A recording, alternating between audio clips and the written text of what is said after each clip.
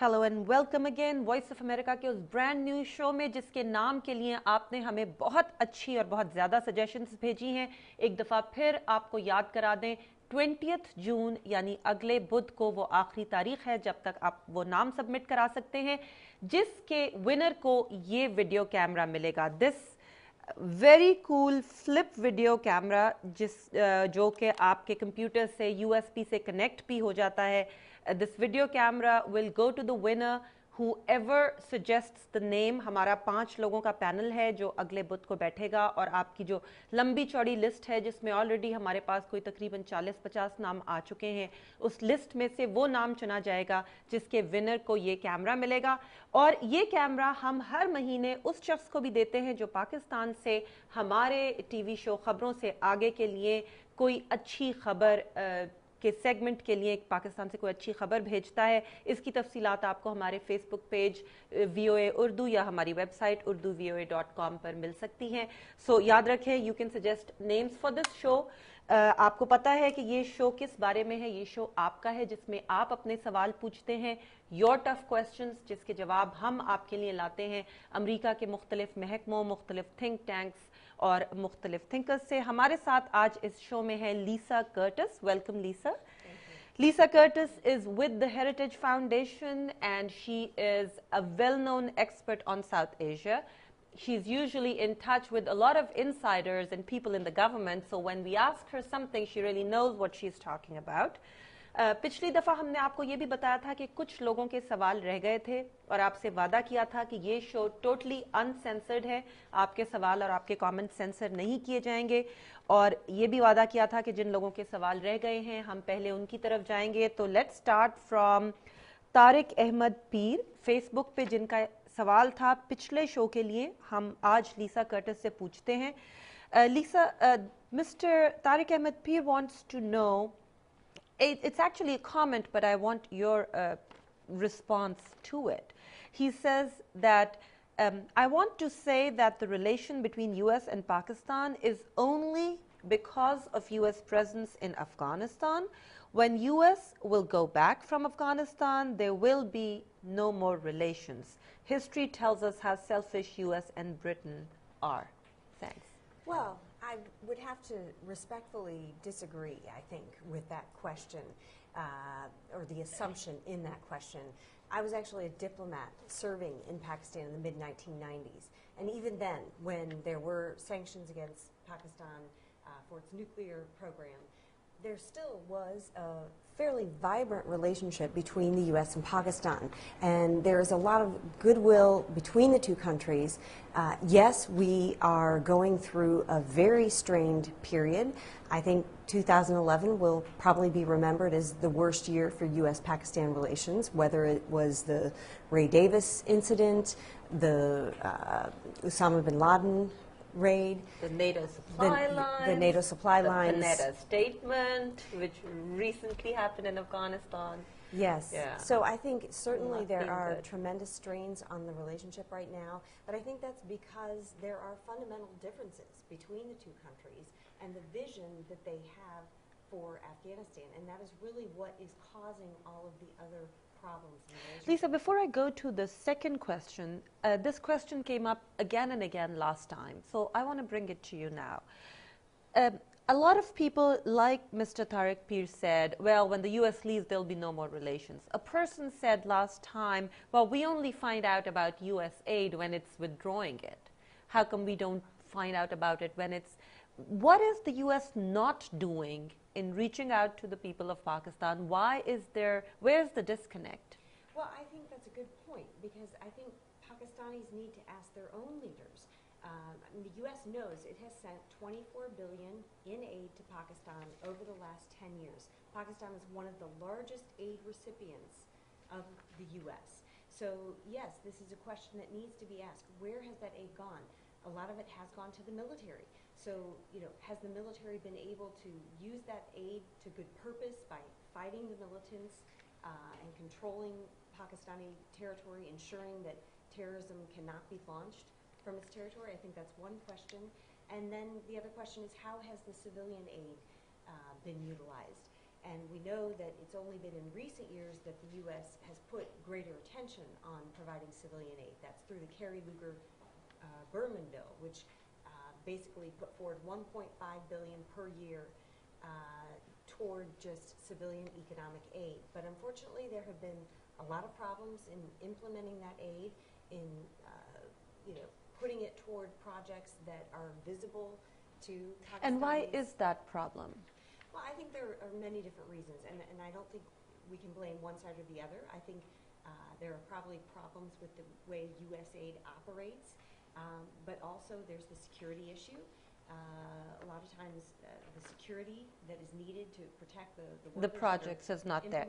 And also you have the corruption issue. There is a corruption issue in Pakistan, and so there are many questions that need to be asked of the Pakistani bureaucracy in terms of what happens with that aid. And some of the points you made are really important, and I would like to repeat them in Urdu. Lisa Curtis की बात आपने पूरी सुनी, उसमें से छोटा सा सवाल जो मैंने उनसे पूछा कि पाकिस्तानियों को क्यों पता नहीं चलता अगर अमेरिका कोई इमदाद करता है, तो उनका ये कहना था कि 24 अरब डॉलर अमेरिका से पाकिस्तान जा चुके हैं पिछले गुज़िश्ता एक दिहाई में. पाकिस्तानियों को भी शायद अपने लीडर से ये पूछना चाहिए कि ये रकम कहाँ गई. जाहिर है कि इसमें से ज़्यादातर मिलिट्री के पास गई, लेकिन क्या मिलिट्री ने उसको सही इस्तेमाल किया, और सिविलियन एड कहाँ गई, कितनी करप्शन की नज़र हुई. ये एक सवाल आप लोगों के लिए भी है अपने लीडर से पूछने के लिए. लेकिन आपके अगले सवाल की तरफ चलते हैं. Lisa, this is Khurshid Sam again on Facebook, who is saying why is Pakistan compromising with its sovereignty and civilians killing with the US, and what is the future of Pakistan? I guess that's more of a question of Pakistani leaders than Americans. But I still want to ask you about the drone strikes issue. At one point, US said, yes, the Pakistani leaders are not admitting it in public, but they're consenting. But now we see a very strong statement coming out of Pakistan, no more. What is US position today? Well, first, I'd like to address the question about the future of Pakistan. And I want to make the point that when the U.S. Calls on Pakistan to crack down on terrorism, to crack down on the Taliban, the Haqqani network, the Lashkar-e-Taiba, all the different militant groups in Pakistan, it's not only saying that for selfish reasons, because the U.S. firmly believes it's in Pakistan's own interest to get these non-state actors under control. And you simply can't have a situation where some terrorist groups are operating at will and with impunity in the country. And we've seen Pakistan has suffered more than probably any other country in the world from terrorism over the last few years. So I'm glad they asked about Pakistan's future. And this isn't all about what the U.S. wants. The U.S. wants a stable, prosperous Pakistan and firmly believes it's in Pakistan's own interest. And I think increasingly you are seeing even military leaders in Pakistan realizing that a Taliban-controlled Afghanistan would actually not be in Pakistan's interest. In their interest. In fact, be able to project power back into Pakistan. Okay, let's get to the next question. Zen Ranja, again on Facebook, is giving me this question. Where do you see Pakistan on an international level? Thank you, Kavork. We're getting more questions on Facebook, and our producer, Cassie, is monitoring it. So if you guys have questions, you can send them to Facebook, Ayesha Tanzeem, or my Twitter handle @Tanzeem, but keep the questions coming. He's asking Mr. Zen Raja, where do you see Pakistan at an international level? Pakistan has become isolated at an international level. If we see in the mirror of history, we observe that USA always badly affected its allies after gaining its purpose. So I guess it's a repeat of the old question, which is it hurting Pakistan to be allied with US? I don't know which other allies he meant when he said US hurt its allies after getting its purpose, but Pakistanis constantly feel this. They feel used, they feel the US comes in, makes a deal, a transactional relationship, gets its thing done, and then leaves them, and then the sanctions, and it's not good. Well, I think Pakistanis need to step back and look at what's happened in the world over the last decade.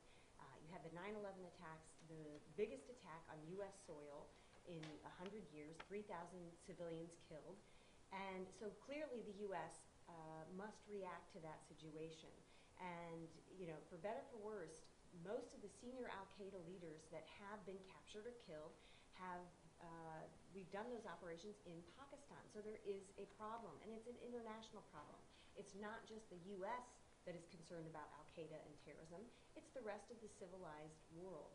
So I think, Pakistan needs to sometimes take a step back and see itself the way the rest of the world sees Now, the this is country. an old question, and I know you've answered it 1,000 times before, but because, this question comes up again and again and again from our audience, I want to know, Pakistanis feel, had the U.S. not attacked Afghanistan, and had Pakistan not allied itself with U.S., the terrorism within Pakistan would not be as it is today.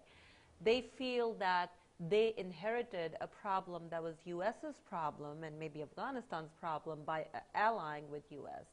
They actually inherited the terrorism. Yes, I understand this is a perception that's out there. It's a pretty widespread perception.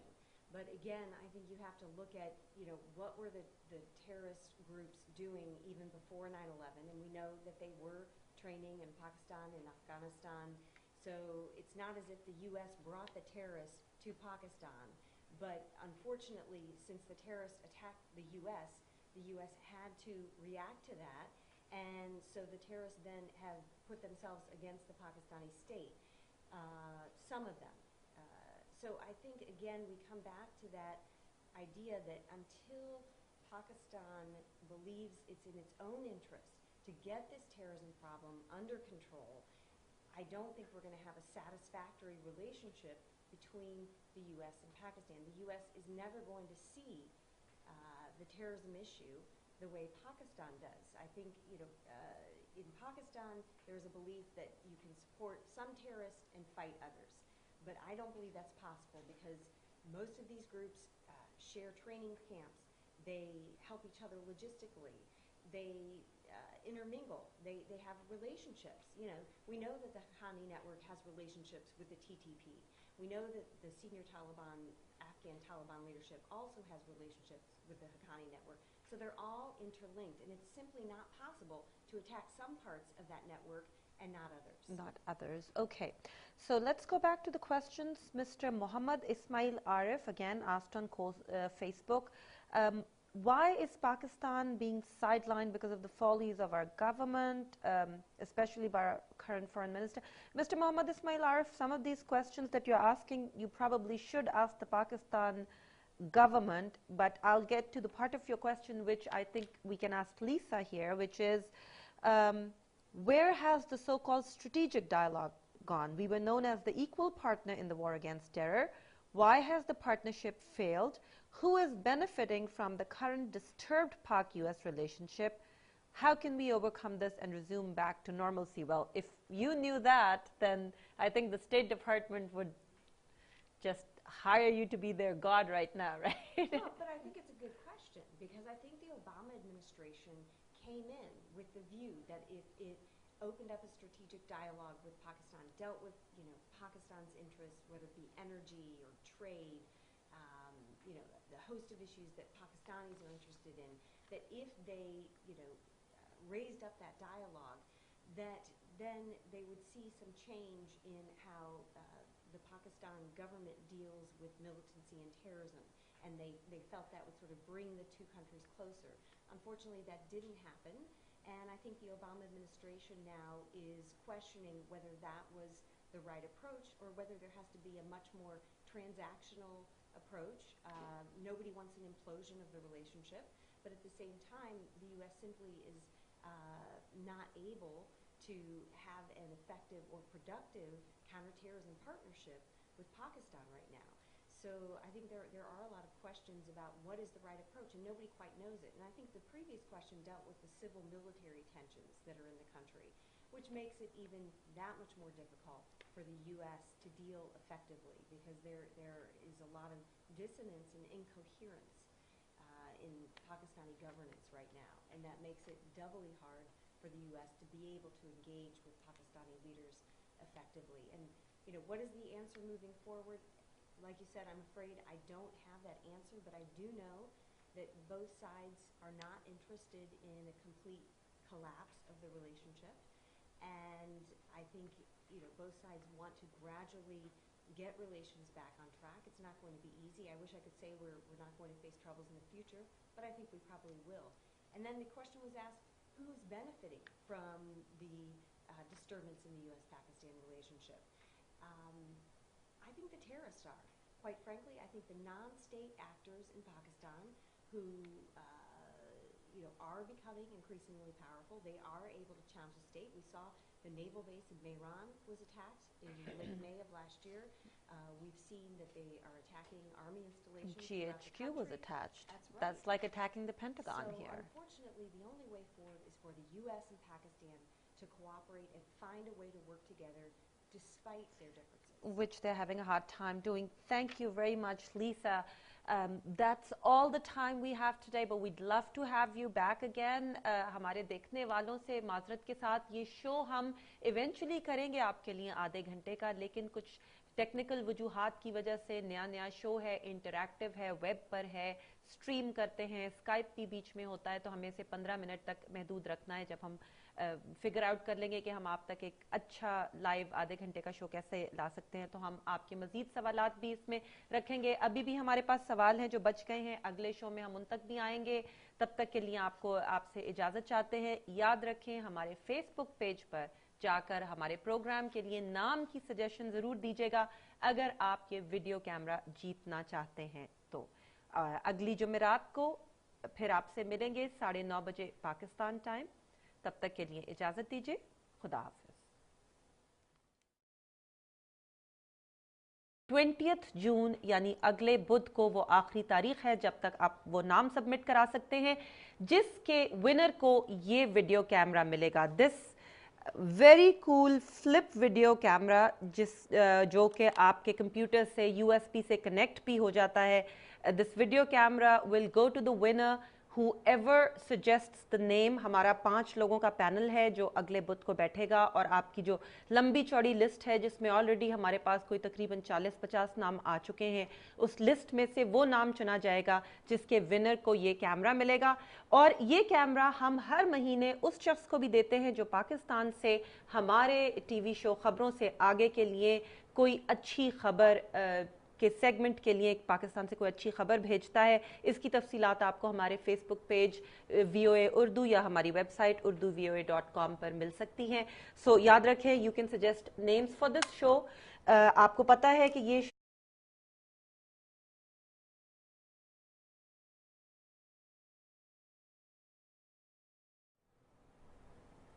Hello and welcome again voice of America के उस brand new show में जिसके नाम के लिए आपने हमें बहुत अच्छी और बहुत ज़्यादा सजेशंस भेजी हैं. एक दफ़ा फिर आपको याद करा दें, शो किस बारे में है. ये शो आपका है जिसमें आप अपने सवाल पूछते हैं, योर टफ क्वेश्चंस जिसके जवाब हम आपके लिए लाते हैं अमेरिका के मुख्तलिफ महकमों, मुख्तलिफ थिंक टैंक्स और मुख्तलिफ थिंकर्स से. हमारे साथ आज इस शो में है Lisa Curtis. Welcome Lisa. Lisa Curtis is with the Heritage Foundation and she